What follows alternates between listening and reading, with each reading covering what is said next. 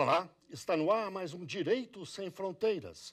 Hoje vamos falar da mudança política na Argentina a partir do resultado das eleições presidenciais no país neste último domingo.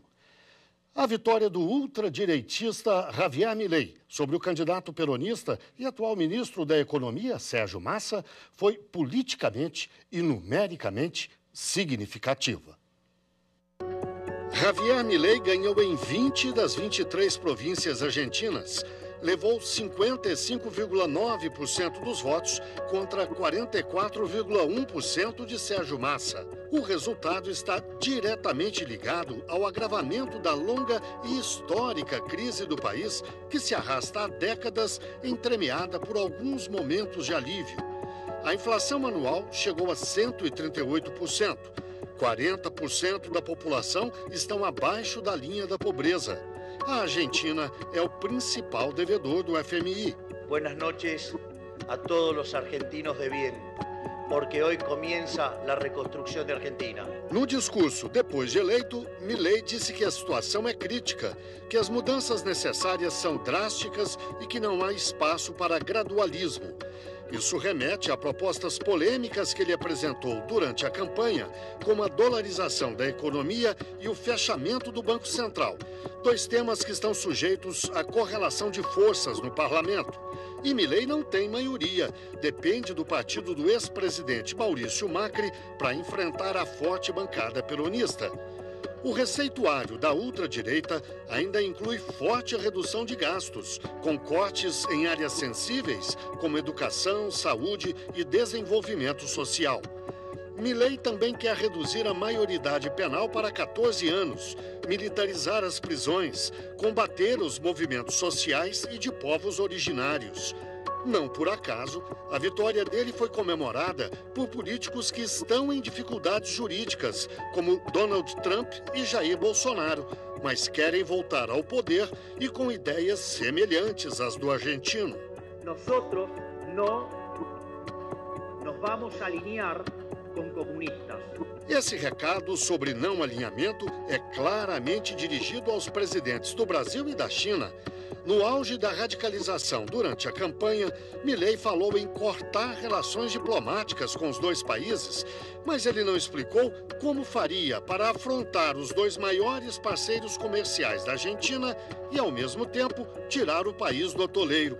Nos últimos dias, Javier Milei baixou um pouco o tom, mas manteve a ameaça de dar as costas ao Mercosul e de se recusar a participar dos BRICS. Para falar desse assunto, eu converso com Danilo Porfírio, doutor em Ciências Sociais e especialista em Direito Internacional. E converso também online com Estela Vieira, doutora em Direito Internacional. Muito obrigado a vocês dois pela participação aqui no Direito Sem Fronteiras. Eu começo com uma pergunta para o professor Danilo. Professor, como é que o senhor avalia esse resultado das eleições na Argentina? Elas, de certa forma, o resultado, de certa forma, surpreende ou não? É uma situação que surpreende no que se refere, Guilherme, a uma estancada de um fluxo político que a América Latina começou a demonstrar que passaria, né, que nós observamos nos últimos tempos um certo refluxo do movimento de direita que até então estava em ascensão, governos de esquerda, como no Chile, na Colômbia. A tal da onda rosa. A onda rosa, né? Dessa, vamos dizer, esquerda dita moderada, né? Moderada, de composição. E, de repente, o que nos aparece? Uma liderança de direita, uma liderança carismática. Carismática, que eu digo, é populista. Uma liderança que, como qualquer liderança carismática, populista, é antissistêmica. Surpreende, mas também nós temos que analisar a situação política e econômica da Argentina.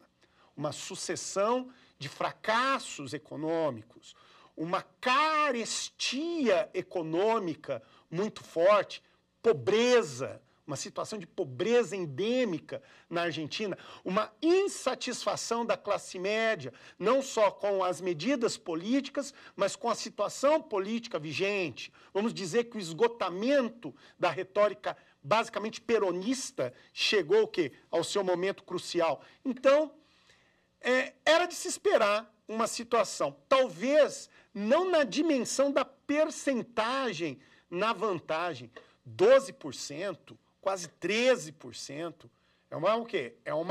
Vamos dizer aí, um intervalo significativo, é um intervalo aí folgado para esse novo presidente. Eu quero ver se isso vai repercutir no mundo político institucional.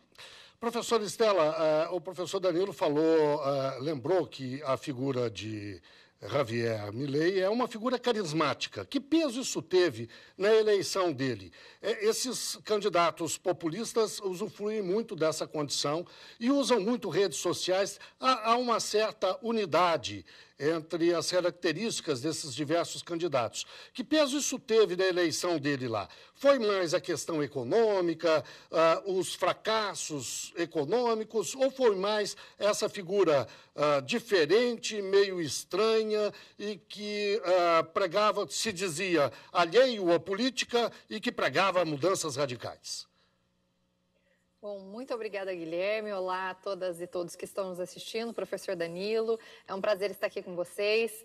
Bom, a vitória de Milei, ela se deu muito em razão do contexto. É inegável que ele foi favorecido pelo fato do candidato adversário ser o ministro da Economia de uma política econômica catastrófica em um país que, como você mesmo disse, Guilherme, com praticamente 140% de inflação, que, em verdade, não são apenas reflexo do governo Alberto Fernandes ou da política econômica do próprio Sérgio Massa, mas de uma década de déficit fiscal em inúmeros governos, tanto de esquerda quanto de direita.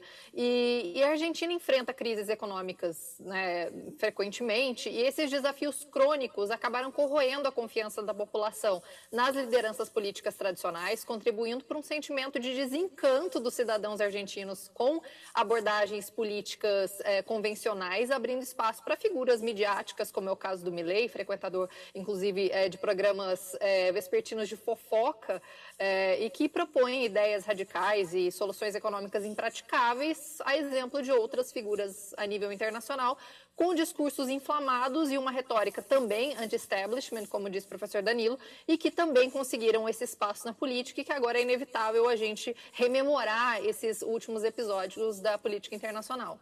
Professor Danilo, entre esses exemplos que a professora deu de propostas, digamos, mirabolantes, está a extinção do Banco Central, a dolarização da economia, ou estão, no caso, e mais, rompimento de relações com o Brasil, com a China, que são os dois maiores parceiros comerciais do país, não é?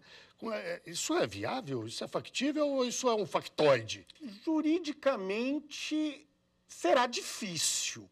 Não é? Porque as atitudes que Milei se propõe a fazer necessitam, primeiro, de um rompimento de compromissos de direito internacional, compromissos ratificados na ordem jurídica pátria argentina e passam pelo crivo do parlamento, passam pelo crivo do poder legislativo. E aí, Guilherme, eu insisto, o Milei, ele é um líder, ele se propõe a ser um líder carismático, como outras lideranças latino-americanas, inclusive brasileiras e norte-americanas, né, que eu enquadro como sendo, Guilherme, ou neopopulistas ou populistas demóticas.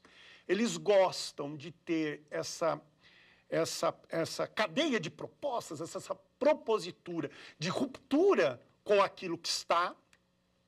São pessoas que, como qualquer movimento populista, como a professora Estela disse, são antissistêmicos. Populismo é antissistêmico, mas há um detalhe muito interessante.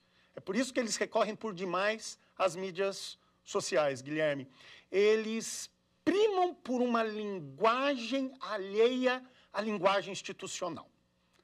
A linguagem formal, a linguagem protocolar, não é uma linguagem que o neopopulismo adota.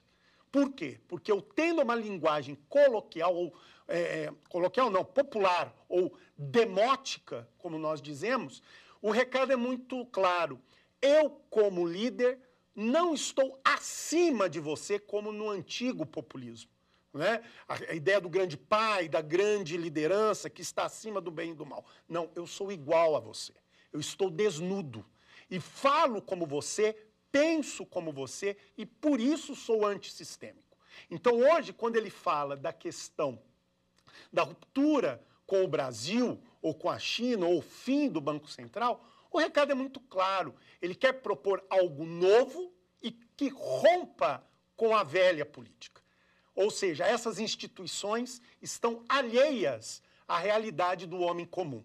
O homem comum está sendo prejudicado. E eu, como representante do homem comum, farei o melhor para você. Essa é a retórica do neopopulismo ou do populismo demótico, como nós dizemos. Professor Stella, e o presidente argentino, seja ele qual for, pode tomar essas iniciativas de uma canetada só, por iniciativa própria, independentemente do parlamento? Pode ou não?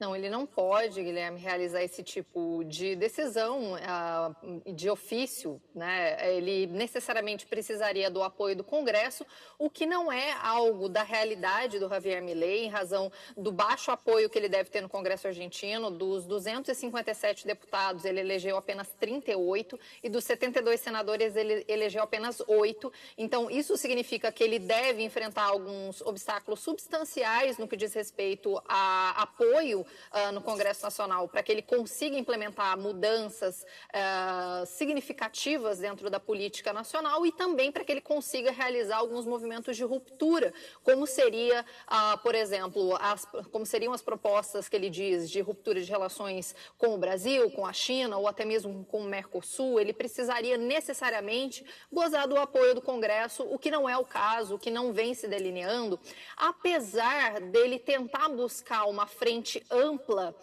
com outras figuras da política argentina, como, por exemplo, é o caso do ex-presidente Maurício Macri. Ele também busca o apoio da Patrícia Bullrich, que foi a terceira colocada agora nas eleições argentinas. Então, ele tenta criar essa frente ampla de direita, mas a frente ampla de direita que o apoiou ao longo das eleições não necessariamente deve continuar apoiando Milei ao longo dos próximos anos, exatamente porque existe parte dessa direita que o apoiou ao longo das eleições que se identifica mais com uma posição de centro e não necessariamente o vê como uma figura simpática. Então, muito provavelmente ele enfrentará inúmeros obstáculos para conseguir implementar as mudanças radicais que ele vem propagandeando ao longo da campanha. Essa necessidade de composição do Milei com as outras duas forças citadas pela professora, Danilo, apresenta uma contradição, né? Por um lado, ele precisa dessas forças para aprovar eventuais mudanças que exigem a participação do parlamento. Por outro, quem se apresenta como salvador da pátria não pode ficar à mercê de distribuição de cargos, de favores, práticas conhecidas para se obter apoio no parlamento, seja aqui, seja na Argentina, seja em qualquer país da América do Sul, pelo menos. Como é que Javier Milei pode enfrentar essa situação? Esse é o problema das retóricas puristas e das retóricas radicais. A política é a arte da moderação. Zoon politikon, como já nos ensinava Aristóteles. É a arte da equidade. Milei, com o seu discurso, ele pode estar fadado a desidratar-se. Como assim? Se eu deixo de lado as minhas propostas essa, de ruptura, que encantou parcela da população em prol de uma composição vinculada à direita mais moderada, essa direita tradicional ou institucional, ele será acusado provavelmente de traidor. Ele poderá correr o risco de perder a parcela que originalmente o apoiou. De outra ponta, se ele não moderar o discurso, ele não terá o quê? A devida adesão no Congresso. Então, agora, eu não gostaria, nesse exato momento, de estar na pele do Javier Milei. Ele vai ter que fazer uma composição, no mínimo, sui generis, nesse momento. Professor Stella, eu já vi muita gente classificar Javier Milei de ultradireitista. Nós mesmos usamos esse termo na reportagem. Já vi ele ser classificado como ultraliberal, anarcocapitalista e outras palavras impublicáveis até. Como é que a senhora classifica o cidadão? Mas eu vou pedir que a senhora fale sobre isso daqui a pouco, logo depois da reportagem. O Direito Sem Fronteiras faz, portanto, uma breve pausa e volta já já.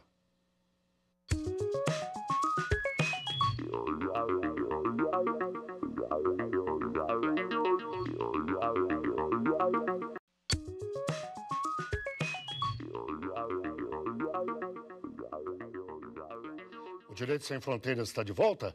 Hoje falamos da mudança política na Argentina a partir do resultado das eleições presidenciais no país. Os nossos convidados são Danilo Porfírio, para falar sobre o assunto. Danilo Porfírio, doutor em Ciências Sociais, especialista em Direito Internacional. E também online, a partir de Varginha, no sul de Minas, Estela Vieira, doutora em Direito Internacional. Professora Estela, no bloco anterior eu deixei uma questão no ar para a senhora abordar agora. Eu pedi que a senhora nos ajudasse a classificar essa figura do Javier Milei. Já vi ele sendo chamado de ultradireitista, de ultraliberal, de anarcocapitalista. Enfim, como é que a senhora acha que ele se classifica, ele pode ser classificado no espectro político? Bom, Guilherme, Javier Milei é uma figura bastante controversa e, no mínimo, curiosa, que se tornou proeminente na mídia e nas redes sociais, principalmente em razão da sua retórica provocativa, da forma enfática com que ele defende as suas ideias, e ele participa com uma certa frequência de debates televisivos e em eventos públicos, onde ele expõe, inicialmente, ele expunha mais as suas visões sobre economia. Javier Milei, ele é economista de carreira e, posteriormente, ele acabou ganhando espaço para comentar também outros assuntos referentes à vida dos argentinos, questões relacionadas à política e à sociedade. E, dessa forma, ele começou a ganhar notoriedade entre o público argentino de modo geral. E, inúmeras vezes, ele é classificado como um liberalista ultra-radical, o que não vem ao caso, porque no liberalismo clássico existe um distanciamento do Estado da economia, mas não se objetiva a implosão do Estado, como seria no modelo anarcocapitalista, e ele se declara anarcocapitalista, o que já o coloca em um segmento bastante distante de outros colegas mais liberais aos quais ele frequentemente é comparado, como é o caso do ex-presidente Jair Bolsonaro e também de Donald Trump, ex-presidente dos Estados Unidos. Então, também não existe uma aproximação de Milei com discursos neopentecostais, que seria o caso desses outros também representantes da política internacional, que tem discursos inflamados também, que fizeram a sua presença bastante reconhecida através das redes sociais.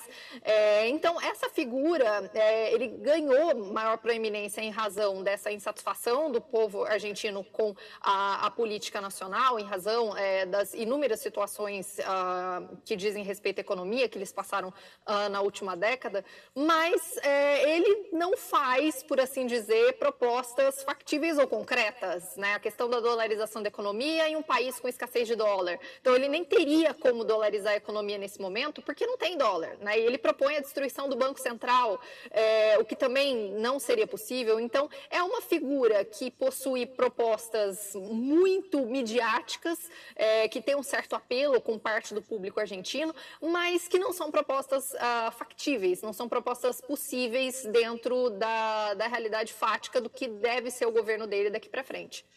Professor Danilo, vamos falar das questões mais internas da Argentina, que fizeram parte da campanha de Javier Milei e que eu acho interessante a gente destacar. Por exemplo, ele prega a liberação completa das armas. Nenhum tipo de controle do Estado sobre o comércio de armas.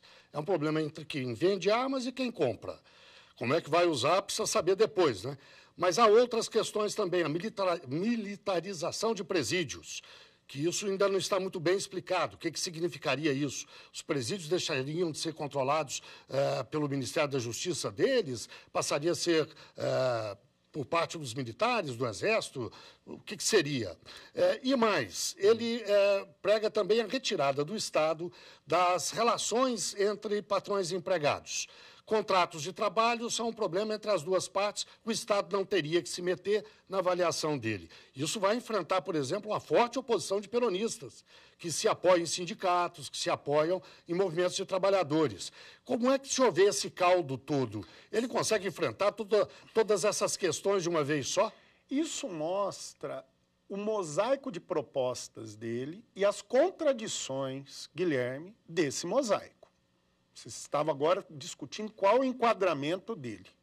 Falar de anarcocapitalismo, sendo que ele recorre ao Estado, é uma contradição. Anarcocapitalismo é o quê? Defende a ideia de uma sociedade sem Estado, onde há autodeterminação de cidadãos livres e proprietários. Ao mesmo tempo, ele vai me falar de militarização das prisões, ou, vamos dizer aí, uma política de Estado fundada numa securitização. Então, existem certas contradições, onde a gente vai ver uma certa retórica liberal-libertária, quando ele fala o quê? Da mínima ação do Estado nas relações econômicas e nas relações laborais. Isso é uma retórica clara do liberalismo libertário. Ou mesmo que tratarmos da questão da manutenção do direito de porte, de uso de arma, de manutenção de armas pelo cidadão comum. Isso faz parte da tradição liberal original norte-americana, que governo anterior ao nosso já também defendeu, né? Que defendia o quê? A ideia de autotutela, de autodefesa, que é uma perspectiva que aí flerta, talvez, com a ideia do cidadão proprietário livre. Mas, ao mesmo tempo, ele pede o quê? Um fortalecimento do Estado nas questões de segurança. Militarização. Aqui nós não falamos, não chegamos a falar de militarização dos presídios, mas chegamos a falar e operacionalizar militarização de escolas. Então, essas são as preocupações. E esse é o grande problema das retóricas populistas. Um populismo liberal que pode flertar com o quê? Com alguma fundamentação autoritária, hierárquica, institucional. Essa é a grande preocupação. É isso que nós vamos ter que testemunhar e acompanhar do governo de Milei. Professora Estela, uma das questões que levantaram muita preocupação é sobre a proposta da candidata a vice-presidente na chapa do Milei, que chegou a dizer que seria preciso rever as indenizações às vítimas da ditadura militar e até a crimes praticados por esses militares. Como se sabe, os militares mataram 30 mil pessoas na Argentina durante a ditadura, que lá esteve durante 6 ou 7 anos, eu não me lembro bem agora. Enfim, essa é uma ferida que parecia cicatrizada e que pode ser reaberta ou não?